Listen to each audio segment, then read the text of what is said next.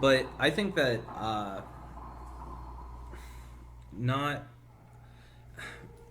pretty much getting big about your reputation. I think having any kind of reputation, letting that go to your head is that's just something that you should never let happen in your life if you can help it, because it's just it really. I think that it hurts you more than anything. I mean, you can have a reputation, obviously, but let people make it for you, I guess would be the way to say it. But you don't really need to exude it as much, or try to live it. Um, I think that there's a lot of martial artists out there that do that. They end up going and having a reputation for being one of the best martial artists around. And they just kind of think that they are the best, and that ends up driving a lot of people. I mean, a lot of the people that are like on UFC and stuff. I mean, that want to be the best fighter ends up driving them to that. But along the road, I mean, we've talked about that in class. Like, it ends up leading a lot of people to like serious injuries over the course of their life, and humiliation. Yeah. Ronda Rousey, Conor McGregor, it all falls apart.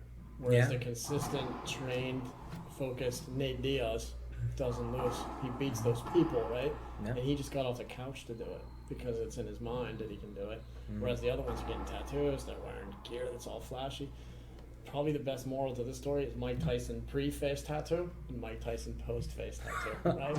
Like, who he thought he was afterwards, and then he just was terrible at fighting because it all became about the ego from the past and all the stuff from the past. And he would say that himself if he was here. Like, ever since he said that at the autograph thing after the face tattoo, it was never the same because his reputation died with that embarrassing thing that he did to himself. I didn't know that. I think it's something in this story. Like, it's I'm surviving on this 1980s knockout streak, so I'm become larger than life. But then when it came to put the skills actually together again after the larger than life, it never worked out. And Ronda Rousey's last loss in the UFC was humiliating. It was a humiliating. Conor McGregor humiliating defeats of these people, and they became huge stars. Yeah. Much with that kind of attitude, like, oh, it's just Nate Diaz, he's a drunk, I can beat him. It didn't work out, did it? Yeah, So, Ronda Rousey, I mean, like, the girl that beat her, I mean, like, she had some fame, but it wasn't, like, anywhere near where she was. Instantaneously after that. So she got beat immediately by Amanda Nunes after that. She tried to come back, like, as soon as she healed up, but she was afraid, and she couldn't get back, So, I bet it was the same thing with Cedro. Yeah. he took that defeat, but I don't know. He could have been one of those guys that just like. I feel like it would have been one of those like ego crushing moments for a guy like that. Yeah. But well, his book's not at Barnes and Noble today. So. Oh yeah. whose book is? You know? That's right. Musashi. So I think humbling yourself is a very big moral to this story, because it is a if you don't let yourself become humbled, then I mean a lot of times you do end up just getting a big head, and a lot of people I think that do that they do just think that there's nowhere else for them to go but where they are, you know, and they just kind of get stagnant with where, especially as a martial artist. So there's always more to learn. So don't ever let your head swell to the point that you feel like there's nothing more to learn, or that there's no one that can beat you. You know. I know there's another big point in this, and it's escaping me. Does anyone else have another point in here that really stuck out to them? I mean, he definitely used deception against him, right? He pretended to be drunk with the sake bottle. Yeah. Yeah. Playing mind games. Yeah. That's a big part in a fight. A lot of times is playing mind games. So if I'm trying to think, I know that there's at least one example of it that I've had. I think I figured out how this story went. I know you should be able to pick up on the context. The empty sake bottle is what gave it away. Yeah. So I think I figured out how this went. Yeah. He challenged. He was young, unknown, challenged a big, the great fighter in the area, and did he challenge him, or did he get shanghaied into fighting him? No, he challenged the great sword master into a fight, and the guy tried to. He just thought that he would win easily against this upstart, and then, but the upstart ended up making a plan, stuck to it, and won. And I think one of the cool things with this story was that he didn't. At the beginning, I mean, it was talking about, in other duels, Sejiro was like, he would leave people, severely wounded or dead most of the time. And that was like, whenever it came to challenge matches, sometimes that was the way it would go. Is like you're going to kill this person, basically. You have to have that in your mind with those challenge matches. But what did Musashi go in with? He went in with a bokken, a wooden sword, and so he was fighting against the great sword master with who had a katana with a practice sword, and he won. So he left him basically completely unharmed without a scratch on him.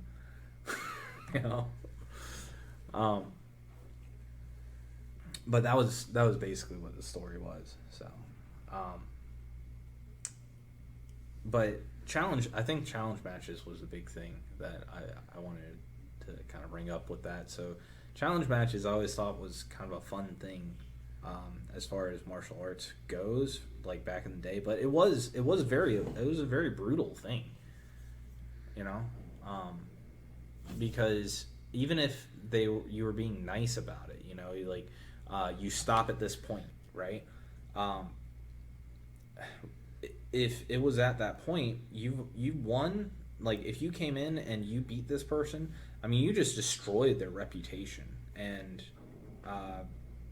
they're and half the time, I think some of the times, it was like you're actually challenging them to win their school. Sometimes, right? So you destroyed the reputation, and now you are the teacher of their school, and you own their school after this like minute-long fight, So, and if you end up saying you're not going to accept their challenge, like, it looks bad on you as a teacher as well. So, like, you had to accept the fight, or else take a blow to your reputation, a huge blow to your reputation, and people start saying stuff that you're not even fit to take a challenge or something, So Why did that become such a big deal? What? I mean, if you are actually like a good teacher, yeah, who has a decent reputation, and all your students respect you and actually learn something, like, it was an honor and respect thing. You had to have honor, respect, and reputation to really make it, like, anywhere as a martial arts teacher. And there's still some of that around, but you can't go around challenging schools and to take their dojo anymore. If not, that's what we'd be doing right now. Somehow I like doing that, fighting over property, as opposed to like doing it legally. Yeah. Sometimes I like that. Legally is too drawn out. Let's just do this quickly. Too much bureaucracy. Too much bureaucracy. Wait, what? None of these lawyers can fight. We can take them. No, none of them can. Oh yeah, I would have so many buildings in my Yeah, name. we would be big time property owners just Yeah. walking around. What'd you say? Are you challenging me? Okay, let's go. I'll see you at 7:30. You'll lose your house. It's over. Especially if he sends one of us to actually like fight on his behalf. Yeah. It's We like, just stand in the background like It's this. like, where's the teacher? Oh, you're not fighting me. He's just here to pick out the new drapes. I'm already over in the corner, like Measuring tape. I think maybe a burgundy color over here. You know. How confident are you in sounds- your fighters? You're already measuring for carpet. That sounds like the kind of flexing you would hear in this kind of story. I mean, like, you know, the person who already thinks they've won the fight, he doesn't even bother, like,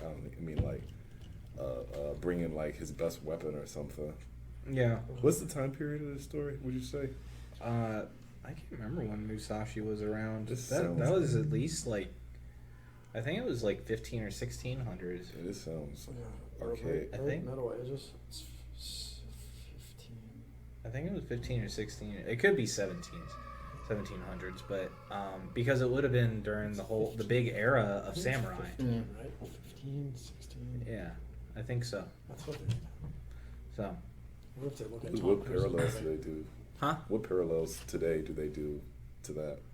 Like, what today do they do parallels like that?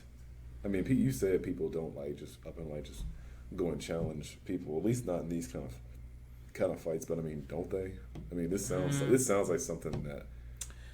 This sounds like the kind of formula In that somebody certain- would do. Certain places of the world you can still go and challenge, but in America, like it was basically like shunned too. No, I meant for like a here in long time. America. Like, what's something that we do in like society today that like mirrors that almost? The closest that you get is like I don't know, street fighting. If you actually have like a martial art, What do you mean in business? you know, Society. yeah. or How about hostile takeover of a company? Like buying someone's stock and sinking their company on purpose. oh yeah, Like Disney. Yeah, you could do But things that's- like that.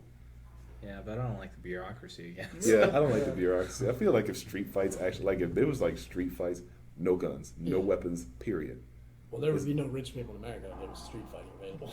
There's no, everything would be even, know. and people would walk around looking around like I'm a little afraid to do the things that I do all day, right?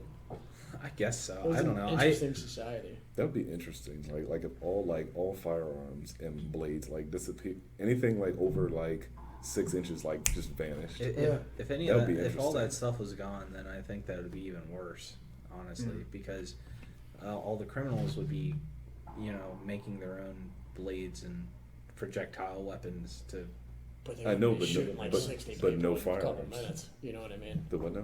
It'd be much harder. You couldn't be shooting like a crowd of people. It would be much harder if you only had one shot. Yeah.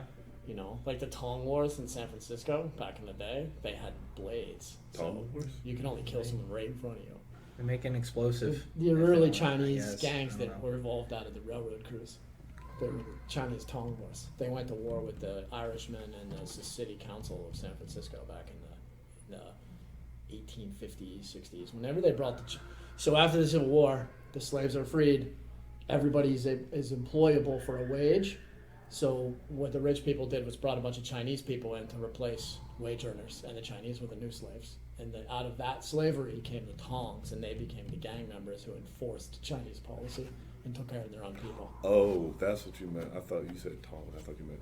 No, Tong. I'm stupid. I'm sorry. Snip, snip. Okay. So that's why today's Chinatown in San Francisco, like that's been there since the 1850s, because that's the city that founded the railroad building out to the west. Oh, I think I've heard this.